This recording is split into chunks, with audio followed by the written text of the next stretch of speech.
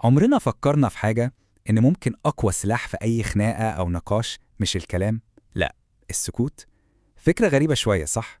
بس تستاهل نقف عندها لحظة. علي بن أبي طالب قال جملة بتلخص الحكاية كلها، بيقول: تكلموا تعرفوا فإن المرء مخبوء تحت لسانه. يعني إيه الكلام ده؟ يعني كل كلمة بتطلع من بقنا هي عاملة زي كشاف نور بيسلط الضوء على اللي جوانا، بيفضح كل حاجة، طريقة تفكيرنا، مبادئنا، حتى الحاجات اللي بنحاول نداريها. طيب إزاي بقى؟ إزاي نحول السكوت ده من مجرد إن الواحد ساكت وخلاص لأداة لسلاح ذكي نقدر نستخدمه في حياتنا؟ ده اللي هنشوفه مع بعض. لأن بصراحة كده أغلب الناس حرفياً بتبقى مستخبية ورا لسانها. أكيد كلنا عدى علينا الشخص اللي بيرغي على الفاضي والمليان ده، بيتكلم وخلاص من غير ما يفكر، وفي لحظة بتلاقي كلامه ده كشف لك كل حاجة، كشف لك إن دماغه فاضية أو إنه مش بيحترم اللي قدامه، وساعتها في ثانية بتاخد قرارك إن الشخص ده لا يستاهل اهتمامك ولا يستاهل دقيقة من وقتك.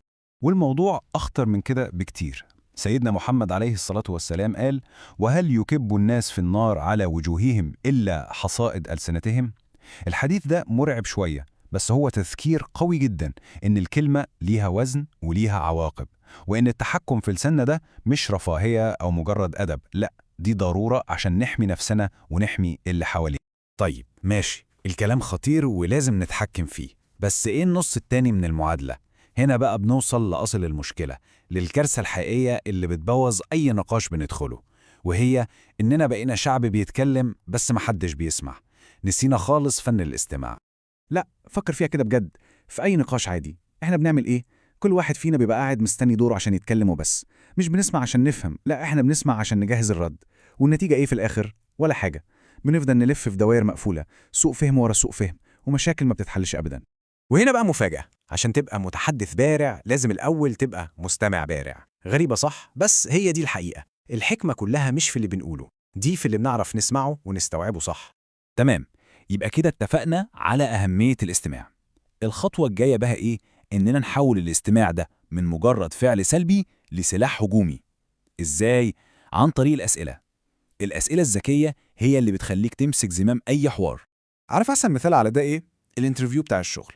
لما ال HR يسأل سؤال مفتوح زي طيب كلمني عن نفسك، أو السؤال الشهير شايف نفسك فين كمان 5 سنين، هو مش بيسأل عشان ياخد معلومات وبس، لا هو بيرمي الكورة في ملعبك ويخليك تتكلم براحتك خالص. وفي كلامك ده بقى بيبان كل حاجة: شخصيتك، طموحك، ثقتك في نفسك، وحتى لو عندك غرور زيادة عن اللزوم. كده إحنا شفنا إزاي نستخدم السكوت كأداة هجومية، أو كطريقة تخلينا نفهم اللي قدامنا أكتر. تعالوا بقى نشوف الجانب التاني واللي يمكن يكون أهم كمان. إمتى السكوت بيبقى هو الدرع اللي بنحمي بيه نفسنا؟ في بالظبط 5 مواقف، 5 حالات لازم نفتكرها كويس قوي. في المواقف دي السكوت مش اختيار، ده بيبقى أقوى رد ممكن نعمله. يلا بينا نشوفهم واحد واحد. أول موقف: وقت الغضب. كلنا عارفين إن الكلمة اللي بتطلع وإحنا متعصبين ممكن تهد جبال. الكلمة دي بتولع الدنيا أكتر ودايما بنندم عليها بعدين. السكوت في اللحظة دي هو اللي بيطفي الحريقة قبل ما تخرج عن السيطرة. تاني حاجة، لما حد يجي يفضفض. أغلب الوقت الشخص اللي جاي يشتكي ده مش عايز حلول، هو مش عايزك تبقى خبير وتحلله مشاكله. هو كل اللي محتاجه ودن تسمعه، كتف يسند عليه. وفي الحالة دي سكوتك وإنصاتك بيبقى أكبر دعم ممكن تقدمه. رقم 3، ودي مهمة قوي، لما محدش يطلب رأيك. بص، مش كل خناقة لازم ندخل فيها، ومش كل نقاش لازم نقول رأينا فيه. الحكمة الحقيقية إن الواحد يعرف يختار معاركه. لما تسكت في نقاش عقيم أو محدش طلب رأيك فيه، أنت كده بتحافظ على طاقتك وبتحافظ على قيمة كلامك لما تقرر تتكلم فعلا. رابع موقف: لما تكون ببساطة مش عارف.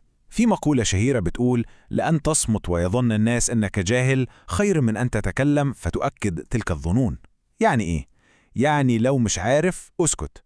سكوتك هيحمي شكلك ويحمي سمعتك أحسن 1000 مرة من إنك تفتي. وخامس وآخر موقف: لما يكون السكوت نفسه رسالة. ودي نقطة مهمة جدا لازم نفهمها. السكوت مش دايما معناه إنك موافق أو إنك خايف، بالعكس تماما، أحيانا بيكون أقوى تعبير عن الثقة بالنفس والتحكم في الموقف. طيب، يبقى إيه الخلاصة من كل ده؟ لو حبينا نلخص الحكاية كلها في كام نقطة هنقول إيه؟ هنقول إن القوة الحقيقية مش في كتر الكلام، دي في التحكم الهادئ. ببساطة كلامك هو اللي بيعرفك. الاستماع للغير دي قوة خارقة مش عند أي حد، والأسئلة الذكية هي اللي بتديك الأفضلية دايما. وفي الآخر الصمت هو درعك اللي بيحميك. يعني شوف، احنا بدأنا من فكرة إن اللسان ممكن يكون خطر، وصلنا في الآخر لأن الصمت ممكن يكون هو السلاح والدرع في نفس الوقت. وهنا نسيب سؤال كده نفكر فيه كلنا. في المرة الجاية اللي ندخل فيها أي محادثة، يا ترى إيه اللي ممكن نكتشفه أو نتعلمه لو قررنا نسمع أكتر ما نتكلم؟ فكروا فيها، لأن التحكم في الكلام والسكوت ده مش مجرد مهارة بنتعلمها، دي قوة حقيقية ممكن تغير علاقتنا بكل اللي حوالينا.